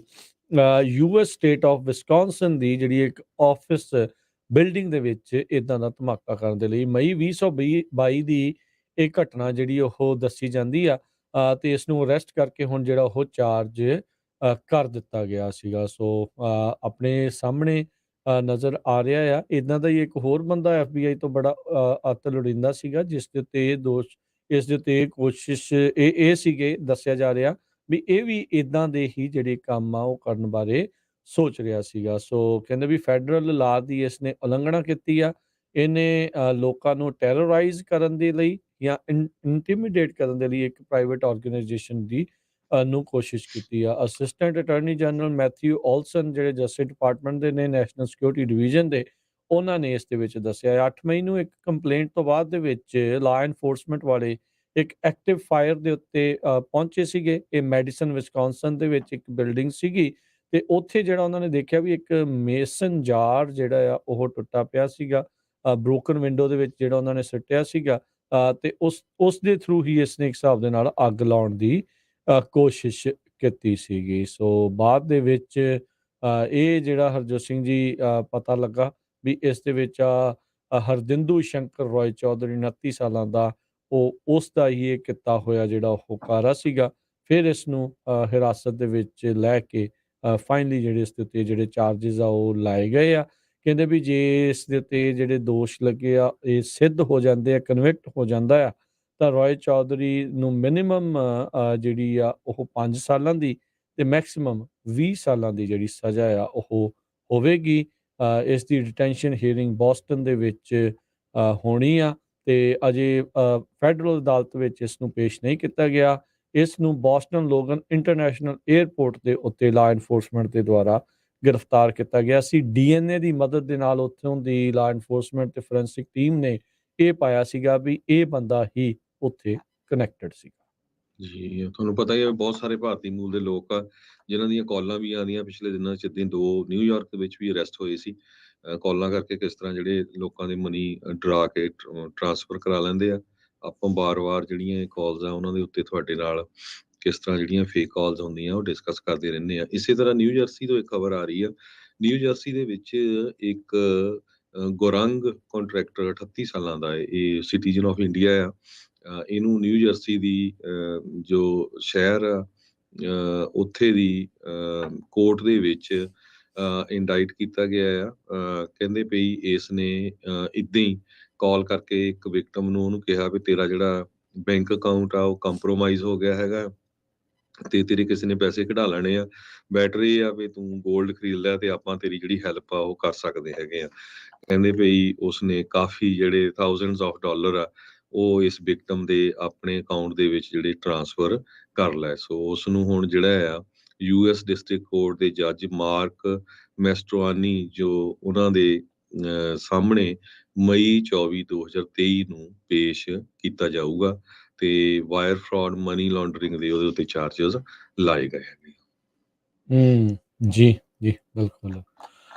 ਤੇ ਹਰਜੋਤ ਸਿੰਘ ਜੀ ਅੱਜ ਜਿਹੜੀ ਆਪਾਂ ਇੰਸ਼ੋਰੈਂਸ ਨੂੰ ਲੈ ਕੇ ਵੀ ਜਿਹੜੀ ਉਹ ਗੱਲਬਾਤ ਕਰਦੇ ਹੁੰਦੇ ਆ ਵੀ ਕੀ ਕੁਛ ਜਿਹੜਾ ਆ ਉਹ ਚੱਲ ਰਿਹਾ ਆ, ਕਿੱਦਾਂ ਦੀ ਜਿਹੜੀ ਸਥਿਤੀ ਆ। ਸੋ ਅੱਜ ਆਪਾਂ ਹਰਜੋਤ ਸਿੰਘ ਜੀ ਕਿਹੜੀ ਇੰਸ਼ੋਰੈਂਸ ਦੇ ਬਾਬਤ ਗੱਲਬਾਤ ਕਰਦੇ ਹਾਂ? ਅੱਜ ਆਪਾਂ ਮੈਡੀਕਲ ਇੰਸ਼ੋਰੈਂਸ ਤੇ ਲਾਈਫ ਇੰਸ਼ੋਰੈਂਸ ਵਾਸਤੇ ਹੀ ਜਿਹੜੀ ਗੱਲਬਾਤ ਕਰਾਂਗੇ। ਆਪਾਂ ਦੱਸਦੇ ਜਾਈਏ ਵੀ ਖਾਲਸਾ ਇੰਸ਼ੋਰੈਂਸ ਏਜੰਸੀ ਪਿਛਲੇ 30 ਸਾਲਾਂ ਤੋਂ ਬਿਜ਼ਨਸ ਦੇ ਵਿੱਚ ਹੈਗੇ ਆ ਕੈਲੀਫੋਰਨੀਆ ਦੇ ਵਿੱਚ। ਤੇ ਆਪਾਂ ਹਰ ਤਰ੍ਹਾਂ ਦੀ ਜਿਹੜੀ ਇੰਸ਼ੋਰੈਂਸ ਕਰਦੇ ਆ, ਚਾਹੇ ਤੁਹਾਡੀ ਆਟੋ ਦੀ ਹੋਵੇ, ਹੋਮ ਦੀ, ਲਾਈਫ ਦੀ, ਹੈਲਥ ਦੀ, ਕਮਰਸ਼ੀਅਲ, ਜਿਸ ਤਰ੍ਹਾਂ ਕੋਈ grocery store, liquor store, gas station, shopping centre, apartment complex California ਦੇ ਵਿੱਚ ਵੀ ਤੇ ਲਗਭਗ 20 ਤੋਂ ਵੱਧ ਹੋਰ ਸਟੇਟ ਜਿੱਥੇ ਆਪਣੀ ਮੈਜੋਰਿਟੀ ਦੇ ਲੋਕ ਜਿਹੜੇ ਪੰਜਾਬੀ ਜਾਂ ਇੰਡੀਅਨ ਮੂਲ ਦੇ ਰਹਿੰਦੇ ਹੈਗੇ ਆ, ਕਿਉਂਕਿ ਆਪਣਿਆਂ ਦੇ ਬਿਜ਼ਨਸਿਸ ਆਲ ਓਵਰ USA ਦੇ ਵਿੱਚ ਹੈਗੇ ਆ। ਤੇ ਤੁਹਾਨੂੰ ਕਿਸੇ ਤਰ੍ਹਾਂ ਦੀ ਵੀ ਜਿਹੜੀ ਇੰਸ਼ੋਰੈਂਸ ਦੀ ਜ਼ਰੂਰਤ ਆ ਤੇ ਤੁਸੀਂ ਸਾਨੂੰ ਕਾਲ ਕਰ ਸਕਦੇ ਹੋ। ਵਰਕਰਸ ਕੌਮ ਲਈ ਵੀ ਸਾਡਾ ਟੈਲੀਫੋਨ ਨੰਬਰ 408 272 2500 ਆ ਤੇ ਖਾਲਸਾ ਇੰਸ਼ੋਰੈਂਸ ਏਜੰਸੀ ਦਾ ਲਾਇਸੈਂਸ ਨੰਬਰ 0F89805 ਹੈਗਾ ਆ। ਜੀ ਬਿਲਕੁਲ। ਜੀ ਸੋ ਹਰਜੋਤ ਸਿੰਘ ਜੀ ਮੈਨੂੰ ਲੱਗਦਾ ਥੋੜ੍ਹੇ ਦਿਨ ਰਹਿ ਗਏ ਆ ਜਿਹੜੇ ਮੈਡੀਕਲ ਜਿਹੜੀ ਇੰਸ਼ੋਰੈਂਸ ਖਾਸ ਕਰਕੇ ਜੇ ਆਪਾਂ ਸ਼ੁਰੂਆਤੀ ਦੌਰ 'ਚ ਗੱਲ ਕਰੀਏ ਵੀ ਕਵਰਡ ਕੈਲੀਫੋਰਨੀਆ ਵਾਲੇ ਨੂੰ ਜਿਹੜੇ ਲੈ ਕੇ ਵੀ ਜੇ ਅਜੇ ਵੀ ਕਿਸੇ ਨੇ ਹੈਲਥ ਇੰਸ਼ੋਰੈਂਸ ਨਹੀਂ ਲਈ ਤਾਂ ਉਹ ਲੈ ਸਕਦੇ ਨੇ। ਜੀ ਬਿਲਕੁਲ, ਹਜੇ ਵੀ ਥੋੜਾ ਟਾਈਮ ਹੈਗਾ ਆ। ਸੋ ਜਿਨ੍ਹਾਂ ਨੇ ਨਹੀਂ ਲਈ, ਕਿਉਂਕਿ ਹੁਣ ਜਦੋਂ ਟੈਕਸ ਭਰਨ ਜਾਂਦੇ ਆ ਫਿਰ ਉਹਨਾਂ ਨੂੰ ਪਲੰਟੀ ਮਿਲਦੀ ਆ ਤੇ ਫਿਰ ਉਹ ਕਹਿੰਦੇ ਆ ਵੀ ਯਾਰ ਜਿੰਨੀ ਪਲੰਟੀ ਹੋਈ ਇਹਦੇ ਨਾਲੋਂ ਤਾਂ ਕਿਤੇ ਸਸਤੀ ਜਿਹੜੀ ਸਾਡੀ, ਚਾਹੇ ਜੇ ਐਮਰਜੈਂਸੀ ਪਲਾਨ ਲਈ ਹੁੰਦੀ ਤੇ ਉਹਦਾ ਫਾਇਦਾ ਹੋ ਜਾਣਾ ਸੀ। ਸੋ ਜਿਨ੍ਹਾਂ ਨੇ ਹਜੇ ਤੱਕ ਵੀ ਨਹੀਂ ਲਈ, ਬਹੁਤ ਵਾਰ ਕੀ ਹੁੰਦੇ ਨਵੇਂ ਬੰਦੇ ਆ ਜਿਨ੍ਹਾਂ ਨੂੰ ਨਹੀਂ ਪਤਾ, ਕਈ ਵਾਰੀ ਆਪਣੇ ਬੰਦੇ ਰਿਜ਼ਰਵ ਵੀ ਬੜੇ ਰਹਿੰਦੇ, ਕਿਸੇ ਨਾਲ ਗੱਲਬਾਤ ਨਹੀਂ ਕਰਦੇ। ਜ਼ਰੂਰ ਆਪਣੇ ਜਿੰਨੇ ਵੀ ਸਾਡੇ ਸਰੋਤੇ ਸੁਣ ਰਹੇ ਆ, ਹਰ ਇੱਕ ਨੂੰ ਪੁੱਛ ਲਿਆ ਕਰੋ ਵੀ ਭਾਈ ਤੁਹਾਡੇ ਕੋਲ ਹੈਲਥ ਤੇ ਲਾਈਫ ਇੰਸ਼ੋਰੈਂਸ ਹੈਗੀ ਕਿ ਨਹੀਂ। ਦੋਨੋਂ ਬਹੁਤ ਜ਼ਿਆਦਾ ਜ਼ਰੂਰੀ ਹੈਗੀ ਆ। ਇਸ ਤੋਂ ਬਿਨਾਂ ਅਮਰੀਕਾ ਦੇ ਵਿੱਚ ਸਰਵਾਈਵ ਕਰਨਾ ਬੜਾ ਔਖਾ ਹੈ। ਰੱਬ ਨਾ ਕਰੇ ਕਿਤੇ ਇੱਕ ਅੱਧੀ ਵਾਰੀ ਤੁਸੀਂ ਹਸਪਤਾਲ ਚਲੇ ਗਏ ਤੇ ਫਿਰ ਉਹ ਹਜ਼ਾਰਾਂ ਤੋਂ ਲੈ ਕੇ ਲੱਖਾਂ 'ਚ ਜਿਹੜੇ ਬਿੱਲ ਆ ਬਣ ਜਾਂਦੇ ਹੈਗੇ ਆ। ਸੋ ਅੱਜ ਆਪਾਂ ਸਭ ਤੋਂ ਵੱਡਾ ਜਿਹੜਾ ਇਸ਼ੂ ਆ ਰਿਹਾ ਹੁਣ ਆਉਣ ਵਾਲੇ ਮਹੀਨਿਆਂ ਦੇ ਵਿੱਚ ਉਹ ਡਿਸਕਸ ਕਰਾਂਗੇ ਮੈਡੀਕਲ ਨੂੰ ਲੈ ਕੇ। ਜੀ, ਬਹੁਤ ਬਿਲਕੁਲ। ਸਾਰੇ ਲੋਕ ਜਿਹੜੇ ਆ ਉਹ ਫ੍ਰੀ ਮੈਡੀਕਲ ਉਹਨਾਂ ਦੇ ਕੋਲ ਹੈਗਾ ਆ, ਕਾਉਂਟੀ ਦਾ ਮੈਡੀਕਲ। ਤੇ 15 ਮਿਲੀਅਨ ਦੇ ਕਰੀਬ ਲੋਕ ਹੈਗੇ ਆ USA ਦੇ ਵਿੱਚ, ਜਿਹਦੇ ਵਿੱਚ 2 ਤੋਂ 3 ਮਿਲੀਅਨ ਦੇ ਕਰੀਬ ਸਾਡੀ ਜਿਹੜੀ ਸਟੇਟ ਆ ਕੈਲੀਫੋਰਨੀਆ ਦੇ ਵਿੱਚ ਵੀ ਆ। ਕੀ ਹੁੰਦਾ ਆ ਵੀ ਜਦੋਂ ਤੁਸੀਂ ਕੰਮ ਤੋਂ ਲੇ ਆਫ ਹੋ ਗਏ, ਤੁਹਾਡੀ ਇਨਕਮ ਘੱਟ ਆ, ਜਾਂ ਤੁਸੀਂ ਨਵੇਂ ਆਏ ਆ, ਜੌਬ ਹੈ ਨਹੀਂ, ਜਾਂ ਤੁਹਾਡੀ ਵੈਸੇ ਹੀ ਜਿਹੜੀ ਆ ਇਨਕਮ ਘੱਟ ਆ, ਤੇ ਤੁਹਾਨੂੰ ਕਾਉਂਟੀ ਵਾਲਾ ਫ੍ਰੀ ਮੈਡੀਕਲ ਮਿਲ ਜਾਂਦਾ ਸੀ, ਜਾਂ ਐਮਰਜੈਂਸੀ ਪਲਾਨ ਮਿਲ ਜਾਂਦੀ ਸੀ। ਉਹ ਕੀ ਹੋਇਆ ਵੀ ਪਿਛਲੇ 3 ਸਾਲਾਂ ਦੇ ਦੌਰਾਨ ਜਿੰਨੇ ਵੀ ਕਾਉਂਟੀ ਦੇ ਆਫਿਸਰਸ ਆ, ਉਹ ਕਿਸੇ ਤਰ੍ਹਾਂ ਦੀ ਵੀ ਜਿਹੜੀ ਆ ਉਹਦੇ ਵਿੱਚ ਚੈੱਕਅਪ ਨਹੀਂ ਕਰ ਰਹੇ ਸੀ, ਕਿਉਂਕਿ ਜੋ ਫੈਡਰਲ ਸਰਕਾਰ ਆ ਉਹਨਾਂ ਵੱਲੋਂ ਸਰਕੂਲਰ ਜਾਰੀ ਕੀਤਾ ਗਿਆ ਸੀ ਕੋਵਿਡ ਨੂੰ ਲੈ ਕੇ, ਵੀ ਭਾਈ ਕੋਵਿਡ ਕਰਕੇ ਜਿਹੜੀ ਆ ਹਰ ਇੱਕ ਬੰਦੇ ਦੀ ਜਿਹੜੀ ਇੰਸ਼ੋਰੈਂਸ ਆ ਜਿੰਨੀ ਵੀ ਆਪਾਂ ਰੱਖ ਸਕਦੇ ਆ ਉਹ ਰੱਖਣੀ ਹੈਗੀ ਆ। ਸੋ ਉਹਨਾਂ ਨੇ ਤੁਹਾਡੀ ਜਿਹੜੀ ਆ ਵੈਰੀਫਿਕੇਸ਼ਨ ਕੋਈ ਨਹੀਂ ਕੀਤੀ ਹੈਗੀ, ਵੀ ਤੁਹਾਡੀ ਇਨਕਮ ਵਧੀ ਆ ਨਹੀਂ ਵਧੀ, ਤੁਹਾਡਾ ਇਮੀਗ੍ਰੇਸ਼ਨ ਸਟੇਟਸ ਚੇਂਜ ਹੋਇਆ ਨਹੀਂ ਹੋਇਆ, ਤੁਹਾਡੇ ਫੈਮਿਲੀ ਮੈਂਬਰ 'ਚ ਵਾਧਾ ਹੋਇਆ ਜਾਂ ਘਾਟਾ ਹੋਇਆ, ਵਾਧਾ ਵੀ ਕਿਸੇ ਦਾ ਬਰਥ ਹੋ ਗਿਆ ਜਾਂ ਕਿਸੇ ਦੀ ਡੈਥ ਹੋ ਗਈ, ਜਾਂ ਤੁਸੀਂ ਕਿਤੇ ਮੂਵ ਕਰ ਗਏ ਆ। ਸੋ ਬਹੁਤ ਸਾਰੀਆਂ ਚੀਜ਼ਾਂ ਪਿਛਲੇ 3 ਸਾਲ ਦੇ ਦੌਰਾਨ ਉਹਨਾਂ ਨੇ ਨਹੀਂ ਸ਼ੁਰੂ ਕੀਤੀਆਂ। ਹੁਣ ਪੂਰੇ USA ਦੇ ਵਿੱਚ ਇਹ 15 ਮਿਲੀਅਨ ਲੋਕ ਜੋ ਫ੍ਰੀ ਮੈਡੀਕਲ ਜਿਨ੍ਹਾਂ ਨੂੰ ਮਿਲਦਾ ਸੀ, ਉਹਨਾਂ ਦੀਆਂ ਜੋ ਹੁਣ ਵੈਰੀਫਿਕੇਸ਼ਨ ਪ੍ਰੋਸੈਸ ਇਹ ਆਲਰੇਡੀ ਸ਼ੁਰੂ ਹੋ ਗਈ ਆ। ਕੈਲੀਫੋਰਨੀਆ ਦੇ ਵਿੱਚ ਇਹ ਜੁਲਾਈ ਮਹੀਨੇ ਤੋਂ ਸ਼ੁਰੂ ਹੋਣੀ ਆ, ਮੰਥ ਬਾਈ ਮੰਥ ਕਰਨੀ, ਕਿਉਂਕਿ ਜੇ ਤੁਸੀਂ ਅੰਦਾਜ਼ਾ ਲਾ ਲਓ ਵੀ 3 ਤੋਂ 4 ਮਿਲੀਅਨ ਲੋਕ, 30 ਤੋਂ 40 ਲੱਖ ਲੋਕ ਜਿਹੜੇ ਆ ਉਹ ਇੱਕ ਤਰ੍ਹਾਂ ਦੇ ਨਾਲ ਫ੍ਰੀ ਮੈਡੀਕਲ ਦੇ ਉੱਤੇ ਆ, ਤੇ ਉਹਨਾਂ ਦੀਆਂ ਜਿਹੜੀਆਂ ਐਪਲੀਕੇਸ਼ਨਾਂ ਉਹਨਾਂ ਨੂੰ ਪ੍ਰੋਸੈਸ ਕਰਨ ਨੂੰ ਵੀ ਟਾਈਮ ਲੱਗਦਾ ਹੈਗਾ ਆ। ਕਿਉਂਕਿ ਇਹ ਸਾਰਾ ਜਿਹੜਾ ਜੀ। ਪ੍ਰੋਗਰਾਮ ਹੈ government funded Medicaid health insurance program ਹੈ, ਇਹਨੂੰ ਹੂੰ। ਮੈਡੀਕਲ ਵੀ ਕਹਿ ਦਿੰਦੇ, ਕਈ ਮੈਡੀਕੇਡ ਵੀ ਕਹਿ ਦਿੰਦੇ ਹੈਗੇ ਆ। ਸੋ ਫੈਡਰਲ ਗਵਰਨਮੈਂਟ ਜਿਹੜੀ ਆ ਉਹ ਸਟੇਟਸ ਨੂੰ ਹੈਲਪ ਕਰਦੀ ਹੈਗੀ ਆ ਉਹਨਾਂ ਦੀ ਸਪੋਰਟ ਦੇ ਲਈ। ਪਰ ਹੁਣ ਫੈਡਰਲ ਗਵਰਨਮੈਂਟ ਕਹਿੰਦੀ ਵੀ ਬਹੁਤ ਚਿਰ ਹੋ ਗਿਆ, ਵੀ ਹੁਣ ਤੁਸੀਂ ਆਪਣਾ ਜਿਹੜਾ ਇਹ ਚੈੱਕ ਕਰੋ ਵੀ ਇਹ ਬੰਦੇ ਸੱਚਮੁੱਚ ਹੀ ਕੁਆਲੀਫਾਈ ਕਰਦੇ ਆ ਇਸ ਪ੍ਰੋਗਰਾਮ ਦੇ ਲਈ, ਜਾਂ ਵੀ ਕਈਆਂ ਦੀ ਤਾਂ ਇਨਕਮ ਜਦੋਂ ਲਿਆ ਸੀ ਉਹ ਜੌਬ ਨਹੀਂ ਕਰਦੇ ਸੀ, ਤੇ ਹੁਣ ਉਹਨਾਂ ਦੀ ਇਨਕਮ ਬਹੁਤ ਜ਼ਿਆਦਾ ਆ, ਤੇ ਹੁਣ ਜਿਹੜਾ ਇਹਦਾ ਕੀ ਅਸਰ ਪਊਗਾ। ਕਾਈਜ਼ਰ ਫੈਮਿਲੀ ਫਾਊਂਡੇਸ਼ਨ ਨੇ ਦੱਸਿਆ ਵੀ 5 ਮਿਲੀਅਨ ਤੋਂ ਲੈ ਕੇ 14 ਮਿਲੀਅਨ ਤੱਕ ਅਮਰੀਕਨ ਮੈਡੀਕੇਡ ਰੋਲਸ ਦੇ ਅੰਦਰ ਆਉਂਦੇ ਹੈਗੇ ਆ। ਸੋ ਹੂੰ, ਹੂੰ। ਜਿੰਨੇ ਵੀ ਸਾਡੇ ਸਰੋਤੇ ਸੁਣ ਰਹੇ ਹੈਗੇ ਆ, ਬਿਲਕੁਲ। ਪਲੀਜ਼ ਹੂੰ, ਹੂੰ। ਇੱਕ ਤਾਂ ਧਿਆਨ ਰੱਖੋ ਵੀ ਜਿੱਦਾਂ ਪੰਜਾਬੀਆਂ ਦੀ ਆਦਤ ਆ ਵੀ ਆਪਾਂ ਚਿੱਠੀ ਖੋਲਦੇ ਨਹੀਂ, ਜੇ ਖੋਲਦੇ ਆ ਤਾਂ ਉਹਨੂੰ ਪਰੇ ਸਿੱਟ ਦਿੰਦੇ ਆ, ਪੜ੍ਹਦੇ ਨਹੀਂ ਹੈਗੇ। ਅਮਰੀਕਾ ਦੇ ਵਿੱਚ ਜੇ ਤੁਸੀਂ ਬਿਲਕੁਲ ਆਰਾਮ ਵਾਲੀ ਨੀਂਦ ਸੌਣਾ ਆ, ਤੇ ਲੈਟਰ ਜ਼ਰੂਰ ਪੜ੍ਹਿਆ ਕਰੋ, ਚਾਹੇ ਕੋਈ ਵੀ ਲੈਟਰ ਹੋਵੇ, ਚਾਹੇ ਤੁਹਾਡੀ ਕੋਈ ਸੇਲਸ ਵਾਲਾ ਲੈਟਰ ਆ, ਉਹਨੂੰ ਜੇ ਨਹੀਂ ਵੀ ਸਮਝ ਆਉਂਦਾ ਕਿਸੇ ਹੋਰ ਬੱਚੇ ਨੂੰ ਜਾਂ ਆਂਢੀ ਗੁਆਂਢੀ ਨੂੰ ਦਿਖਾ ਲਿਆ ਕਰੋ। ਕਿਉਂਕਿ ਬਹੁਤ ਵਾਰ ਆਪਾਂ ਦੇਖਿਆ ਆ ਵੀ ਮੇਰੇ ਆਫਿਸ ਤਾਂ ਚਲੋ ਮੈਂ ਹੈ ਹੀ ਇਸ ਬਿਜ਼ਨਸ 'ਚ, ਕਾਲ ਉਸ ਟਾਈਮ ਤੇ ਆਉਂਦੀ ਆ ਜਦੋਂ ਬੰਦਾ ਹਸਪਤਾਲ ਗਿਆ ਹੁੰਦਾ, ਭਾਜੀ ਉਹ ਅਸੀਂ ਤਾਂ ਐਡਮਿਟ ਹੋ ਗਏ, ਤਾਂ ਹੁਣ ਦੇਖਿਆ ਤਾਂ ਸਾਡਾ ਤਾਂ ਕਾਰਡ ਹੀ ਨਹੀਂ ਚੱਲ ਰਿਹਾ, ਮੈਡੀਕਲ ਕੈਂਸਲ ਹੋਇਆ ਹੈ। ਸੋ ਉਹ ਜਦੋਂ ਉਹਨਾਂ ਨੇ ਚੈੱਕ ਕੀਤਾ, ਭਾਈ ਉਹਨੇ ਤਾਂ 4 ਮਹੀਨੇ ਪਹਿਲਾਂ ਤੁਹਾਨੂੰ ਚਿੱਠੀ ਪਾਈ ਸੀ ਹਨਾ, ਵੀ ਤੁਸੀਂ ਆਪਣੀ ਇਮੀਗ੍ਰੇਸ਼ਨ ਅਪਡੇਟ ਕਰੋ ਜਾਂ ਆਹ ਕਰੋ ਹਨਾ, ਜਾਂ ਇਨਕਮ, ਉਹ ਤਾਂ ਜੀ ਸਾਨੂੰ ਮਿਲੀ ਨਹੀਂ ਹਨਾ। ਸੋ ਗਵਰਨਮੈਂਟ ਲੈਟਰ ਆ, ਇਹ ਕਿੱਦਾਂ ਹੋ ਸਕਦਾ ਤੁਹਾਨੂੰ ਲੈਟਰ ਨਾ ਮਿਲਿਆ ਹੋਵੇ ਹਨਾ, ਨਹੀਂ ਲੈਟਰ ਨਹੀਂ ਤਾਂ ਵਾਪਸ ਜਾਂਦਾ। ਸੋ ਪਲੀਜ਼ ਮੇਕ ਸ਼ੋਰ ਕਰੋ ਜਿਨ੍ਹਾਂ ਦੇ ਖਾਸ ਕਰਕੇ, ਪਹਿਲੀ ਗੱਲ ਤਾਂ ਇਹ ਆ ਵੀ ਜਿਨ੍ਹਾਂ ਨੇ ਹਜੇ ਤੱਕ ਕੋਈ ਵੀ ਹੈਲਥ ਇੰਸ਼ੋਰੈਂਸ ਨਹੀਂ ਕਰਾਈ, ਮੇਕ ਸ਼ੋਰ ਕਰੋ ਇੰਸ਼ੋਰੈਂਸ ਕਰਾ ਲਓ। ਉਹ ਕੋਈ ਐਡੀ ਐਕਸਪੈਂਸਿਵ ਨਹੀਂ ਹੈਗੀ, ਪਲਾਨਸ ਡਿਫਰੈਂਟ ਹੁੰਦੀਆਂ। ਕਈ ਵਾਰੀ ਕੀ ਬੰਦਾ ਜਾਂਦਾ ਹੀ ਨਹੀਂ ਡਾਕਟਰ ਦੇ ਹਨਾ, ਐਮਰਜੈਂਸੀ ਪਲਾਨ ਲੈ ਲਓ, ਰੱਬ ਨਾ ਕਰੇ ਕੱਲ ਨੂੰ ਕਿਤੇ ਐਕਸੀਡੈਂਟ ਹੋ ਜਾਏ, ਕੁਛ ਹੋ ਜਾਏ, ਘੱਟੋ ਘੱਟ ਤੁਹਾਡੀ ਜਿਹੜੀ ਐਮਰਜੈਂਸੀ ਕਵਰੇਜ ਤਾਂ ਹੈਗੀ ਆ ਨਾ। ਦੂਸਰੇ ਨੰਬਰ ਤੇ ਇਹ ਹੈ ਵੀ ਜਿੰਨਿਆਂ ਨੂੰ ਵੀ ਕਾਉਂਟੀ ਦਾ ਮੈਡੀਕਲ ਮਿਲਦਾ ਹੈਗਾ, ਮੈਨੂੰ ਪਤਾ ਵੀ ਬਹੁਤ ਸਾਰੇ ਪੰਜਾਬੀ ਵੀ ਇਹਦੇ ਵਿੱਚ ਹੈਗੇ ਆ, ਆਪਣੇ ਇੰਡੀਅਨ ਮੂਲ ਦੇ, ਭਾਰਤੀ ਮੂਲ ਦੇ ਵੀ ਬਹੁਤ ਸਾਰੇ ਲੋਕ ਹੈਗੇ ਆ। ਤੁਹਾਡੇ ਘਰਾਂ ਦੇ ਵਿੱਚ ਚਿੱਠੀਆਂ ਆਉਣੀਆਂ ਹੁਣ ਸ਼ੁਰੂ ਹੋ ਜਾਣੀਆਂ ਆ, ਉਹਦੀ ਜਿਹੜੀ ਆ ਰੀਸਰਟੀਫਿਕੇਸ਼ਨ ਦੀਆਂ, ਕਿਉਂਕਿ ਉਹਨੇ ਦੇਖਣਾ ਆ ਵੀ ਹਾਂ ਤੁਹਾਡੀ ਜਿਹੜੀ ਇਨਕਮ ਆ ਹੁਣ ਕਿੰਨੀ ਆ, ਟੈਕਸ ਦੀ ਕਾਪੀ ਮੰਗੂਗੇ, ਬੈਂਕ ਸਟੇਟਮੈਂਟ ਮੰਗੂਗੇ ਹਨਾ, ਵੀ ਬੈਂਕ 'ਚ ਕਿੰਨੇ ਪੈਸੇ, ਕਿਉਂਕਿ ਉਹਦੀ ਵੀ ਲਿਮਿਟ ਆ ਵੀ ਤੁਸੀਂ ਬੈਂਕ ਦੇ ਵਿੱਚ ਤੁਹਾਡੇ ਇੰਨੇ ਪੈਸੇ ਹੋਣੇ ਚਾਹੀਦੇ। ਜੇ ਬੈਂਕ 'ਚ ਤੁਹਾਡੇ ਇੰਨੇ ਹਜ਼ਾਰਾਂ ਦੇ ਹਿਸਾਬ ਨਾਲ ਆ, ਫਿਰ ਉਹ ਕਹਿੰਦੇ ਨਹੀਂ ਭਾਈ, ਪਰ ਤੁਸੀਂ ਉਹ ਪੈਸੇ ਖਰਚੋ ਤੇ ਉਹਨਾਂ ਦੀ ਜਿਹੜੀ ਆ ਪ੍ਰਾਈਵੇਟ ਇੰਸ਼ੋਰੈਂਸ ਬਾਈ ਕਰੋ। ਤੇ ਕਿਸੇ ਦਾ ਇਮੀਗ੍ਰੇਸ਼ਨ ਸਟੇਟਸ ਚੇਂਜ ਹੋ ਗਿਆ, ਵਰਕ ਪਰਮਿਟ ਸੀ ਗ੍ਰੀਨ ਕਾਰਡ ਹੋ ਗਿਆ, ਗ੍ਰੀਨ ਕਾਰਡ ਸੀ ਸਿਟੀਜ਼ਨ ਹੋ ਗਿਆ, ਉਹ ਸਾਰਾ ਕੁਝ ਜਿਹੜਾ ਆ ਉਹ ਅਪਡੇਟ ਹੋਣਾ ਹੈਗਾ ਆ। ਸੋ ਦਸੰਬਰ ਮਹੀਨੇ ਦੇ ਵਿੱਚ ਜਿਹੜੀ US ਦੀ ਕਾਂਗਰਸ ਆ, ਉਹਨਾਂ ਨੇ ਇੱਕ ਕੰਟੀਨਿਊਸ ਕਵਰੇਜ ਰਿਕੁਆਇਰਮੈਂਟ ਵਾਲਾ ਜਿਹੜਾ ਸੀਗਾ ਉਹਨਾਂ ਨੇ ਕਲੌਜ਼ ਜਿਹੜਾ ਜਦੋਂ ਕੋਰੋਨਾ ਵਾਇਰਸ ਹੋਇਆ ਠੀਕ ਸੀ ਹੈ। ਉਸ ਟਾਈਮ ਦੇ ਉੱਤੇ ਹੂੰ, ਹੂੰ। ਪ੍ਰੈਜ਼ੀਡੈਂਟ ਟਰੰਪ ਉਹਨਾਂ ਨੇ ਇਹ ਪਾਸ ਕੀਤਾ ਸੀ, ਤੇ ਇਹੀ ਫਿਰ ਪ੍ਰੈਜ਼ੀਡੈਂਟ ਬਾਈਡਨ ਉਹਨਾਂ ਦੇ ਸਮੇਂ ਵੀ ਇਹ ਜਿਹੜਾ ਚੱਲਦਾ ਰਿਹਾ ਵੀ ਕਿਸੇ ਦਾ ਜਿਹੜਾ ਮੈਡੀਕਲ ਆ ਉਹ ਕੱਟ ਨਹੀਂ ਹੋਣਾ ਚਾਹੀਦਾ ਹੈਗਾ। ਹੂੰ, ਹੂੰ, ਹੂੰ, ਹੂੰ। ਹਾਂਜੀ, ਤੇ ਜਿਸ ਤਰ੍ਹਾਂ ਆਪਾਂ ਕਹਿ ਰਹੇ ਹਾਂ ਵੀ ਕੈਲੀਫੋਰਨੀਆ ਜਿਹੜੀ ਸਾਡੀ ਗੋਲਡਨ ਸਟੇਟ ਹੈ, ਇਹਦੇ ਵਿੱਚ 20% ਲੋਕ 15.15 ਮਿਲੀਅਨ ਲੋਕਾਂ ਦੇ ਕੋਲ ਇੰਸ਼ੋਰੈਂਸ, ਉਹਦੇ ਚ 20% ਦੇ ਕਰੀਬ ਲੋਕ ਇਹ ਆ ਜਿਨ੍ਹਾਂ ਦੇ ਕੋਲ ਫ੍ਰੀ ਕੁਆਂਟੀ ਦਾ ਜਿਹੜਾ ਮੈਡੀਕਲ ਹੈਗਾ ਆ। ਸੋ ਟੋਟਲ ਜਿਹੜੇ 15.5 ਮਿਲੀਅਨ ਆ ਟੋਟਲ USA ਦੇ ਵਿੱਚ ਜਿਹੜੇ ਲੋਕ ਫ੍ਰੀ ਮੈਡੀਕਲ ਲੈ ਰਹੇ ਆ, ਤੇ ਕੈਲੀਫੋਰਨੀਆ ਦੇ ਵਿੱਚ 20% ਇਹਦੇ ਬਣਦੇ ਆ ਆਲਮੋਸਟ, ਜਿਸ ਤਰ੍ਹਾਂ ਮੈਂ ਤੁਹਾਨੂੰ ਦੱਸਿਆ ਸੀ ਵੀ 3 ਤੋਂ ਲੈ ਕੇ 4 ਮਿਲੀਅਨ ਦੇ ਵਿੱਚ ਬਾਕੀ ਜਿਹੜੇ ਸਟੇਟਸ ਆ ਉਹਨਾਂ 'ਚ 30% ਤੱਕ ਵੀ ਲੋਕ ਜਿਹੜੇ ਆ ਫ੍ਰੀ ਮੈਡੀਕਲ ਤੇ ਆ, ਕਿਉਂਕਿ ਕਈ ਸਟੇਟਸ ਜਿਹੜੀਆਂ ਆ ਉੱਥੇ ਲੋਕ ਜਿਹੜੇ ਆ ਥੋੜੇ ਪੂਅਰ ਆ। ਮੇਰਾ ਕਹਿਣ ਦਾ ਮਤਲਬ ਇਹ ਆ ਵੀ ਉੱਥੇ ਜਿਹੜੀਆਂ ਹਾਈ ਪੇਇੰਗ ਜੌਬਸ ਨਹੀਂ ਹੈਗੀਆਂ, ਹੂੰ, ਹੂੰ। ਲੋ ਪੇਇੰਗ ਜੌਬ ਆ, ਤੇ ਉਹ ਕੁਆਲੀਫਾਈ ਕਰ ਜਾਂਦੇ ਆ ਫ੍ਰੀ ਮੈਡੀਕਲ ਦੇ ਲਈ। ਸੋ ਉਹਨਾਂ ਸਾਰਿਆਂ ਨੂੰ ਜਿਹੜੇ ਲੈਟਰ ਆ ਉਹ ਜਾਣੇ ਸ਼ੁਰੂ ਹੋ ਗਏ ਆ। ਬਾਕੀ ਸਟੇਟਾਂ ਸਾਰਿਆਂ 'ਚ ਹੋ ਗਏ, ਇੱਥੇ ਕੈਲੀਫੋਰਨੀਆ 'ਚ ਵੀ ਅਪ੍ਰੈਲ 'ਚ ਸ਼ੁਰੂ ਹੋਣੇ ਸੀ, ਪਰ ਇਹਨਾਂ ਨੇ ਸਮਹਾਉ ਕੋਈ ਟੈਕਨੀਕਲ ਇਸ਼ੂ ਕਰਕੇ ਹੁਣ ਜੁਲਾਈ 1 ਤੋਂ ਸ਼ੁਰੂ ਕਰਤੇ ਆ।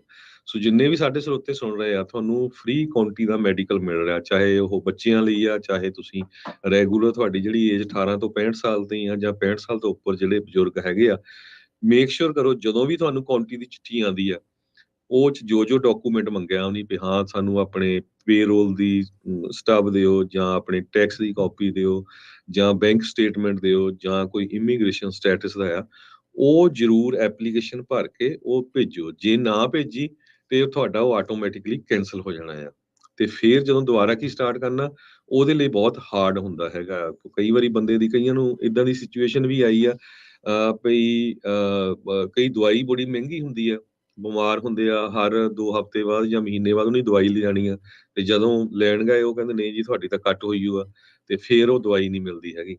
ਸੋ ਇਹ ਸਾਰੇ ਜਣੇ ਜਿਹੜੇ ਧਿਆਨ ਰੱਖੋ, ਮੈਂ ਇਸ ਇਸ਼ੂ ਤੇ ਹੀ ਅੱਜ ਗੱਲ ਕਰਨੀ ਸੀ।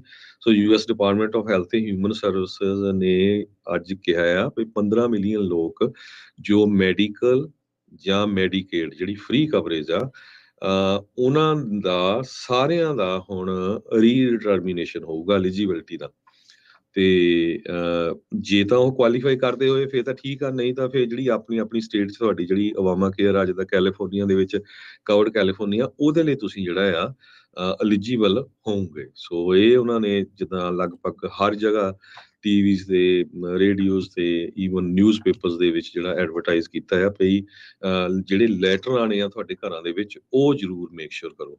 ਇਸ ਤੋਂ ਬਿਨਾਂ ਵੀ ਜੋ ਜੀ। ਲੋਕ ਰੈਗੂਲਰ ਕਵਰਡ ਕੈਲੀਫੋਰਨੀਆ ਤੇ ਆ, ਤੁਹਾਡੇ ਘਰਾਂ 'ਚ ਵੀ ਚਿੱਠੀਆਂ ਆਉਂਦੀਆਂ ਹੈਗੀਆਂ ਵੀ ਜੀ ਤੁਹਾਡੀ ਟੈਕਸ ਦੀ ਇਨਫੋਰਮੇਸ਼ਨ ਚਾਹੀਦੀ ਆ, ਜਾਂ ਇਮੀਗ੍ਰੇਸ਼ਨ ਦੀ ਚਾਹੀਦੀ ਆ, ਤੇ ਉਹ ਲੈਟਰ ਖੋਲ ਲਿਆ ਕਰੋ ਜ਼ਰੂਰ। ਉਹ ਖੋਲ ਕੇ ਜਿਹੜੇ ਲੈਟਰ ਆ ਨਾ ਉਹਨਾਂ ਨੂੰ ਵੈਰੀਫਾਈ ਜ਼ਰੂਰ ਕਰ ਲਿਆ ਕਰੋ ਵੀ ਹਾਂ ਵੀ ਕੋਈ ਕਿਸੇ ਤਰ੍ਹਾਂ ਦੀ ਇਨਫੋਰਮੇਸ਼ਨ ਮਿਸਿੰਗ ਤਾਂ ਨਹੀਂ ਹੈਗੀ, ਤਾਂ ਕਿ ਸਾਡੀ ਜਿਹੜੀ ਆ ਇੰਸ਼ੋਰੈਂਸ ਆ ਉਹ ਕੈਂਸਲ ਨਾ ਹੋ ਜਾਏ। ਸੋ ਕਈ ਤਾਂ ਇਹ ਸੋਚਦੇ ਨੇ ਵੀ ਪਤਾ ਨਹੀਂ ਜੀ ਫ੍ਰੀ 'ਚ ਮਿਲੀ ਜਾਣੀਆਂ, ਪਰ ਇਹ ਫੋਰਚੂਨੇਟਲੀ ਜਾਂ ਅਨਫੋਰਚੂਨੇਟਲੀ ਲਾ ਲਓ ਤੇ 2019 'ਚ ਜਦੋਂ ਸਟੇਟ ਲਾ ਪਾਸ ਹੋਇਆ ਸੀ, ਮੈਡੀਕਲ ਕਵਰੇਜ ਆਟੋਮੈਟਿਕਲੀ ਐਨਰੋਲ ਕਰ ਦਿੰਦੀ ਆ ਠੀਕ ਹੈ। ਹੂੰ, ਹੂੰ। ਕਵਰਡ ਕੈਲੀਫੋਰਨੀਆ ਜੇ ਤੁਹਾਡੀ ਕੈਂਸਲ ਹੋ ਜਾਂਦੀ ਆ। ਤੇ ਸੋ ਇਹ ਸਾਰੇ ਜਣੇ ਆ ਇਸ ਮੁੱਦੇ ਦੇ ਉੱਤੇ ਜ਼ਰੂਰ ਧਿਆਨ ਰੱਖੋ। ਸੋ ਸਾਰੇ ਆਪਣੇ ਡਾਕੂਮੈਂਟ ਤਿਆਰ ਰੱਖੋ, ਜਿਨ੍ਹਾਂ ਨੇ ਟੈਕਸ ਨਹੀਂ ਭਰਿਆ ਟੈਕਸ ਭਰ ਲਓ। ਈਵਨ ਦੋ ਕੈਲੀਫੋਰਨੀਆ 'ਚ ਕਈ ਕਾਉਂਟੀ 'ਚ ਉਹਨਾਂ ਨੇ ਅਕਤੂਬਰ ਤੱਕ ਡਿਲੇ ਕਰ ਦਿੱਤਾ ਟੈਕਸ ਭਰਨ ਨੂੰ, ਤੇ ਪਰ ਟੈਕਸ ਹੁਣ ਤੁਸੀਂ ਭਰ ਸਕਦੇ ਆ। ਤੇ ਬੈਂਕ ਸਟੇਟਮੈਂਟਾਂ ਉਸ ਹਿਸਾਬ ਨਾਲ ਤਿਆਰ ਰੱਖੋ, ਕਿਉਂਕਿ ਕਈ ਜਿਹੜੀਆਂ ਕਾਉਂਟੀਜ਼ ਆ ਉਹਨਾਂ ਦੇ ਵਿੱਚ ਇਹ ਰਿਕੁਆਇਰਮੈਂਟ ਹੈਗੀ ਆ ਵੀ ਤੁਹਾਡੇ 2 ਜਣੇ ਆ $2500 ਜਾਂ $2200 ਜਾਂ ਇਹ ਤੋਂ ਵੱਧ ਨਹੀਂ ਹੋਣੇ ਚਾਹੀਦੇ ਬੈਂਕ 'ਚ।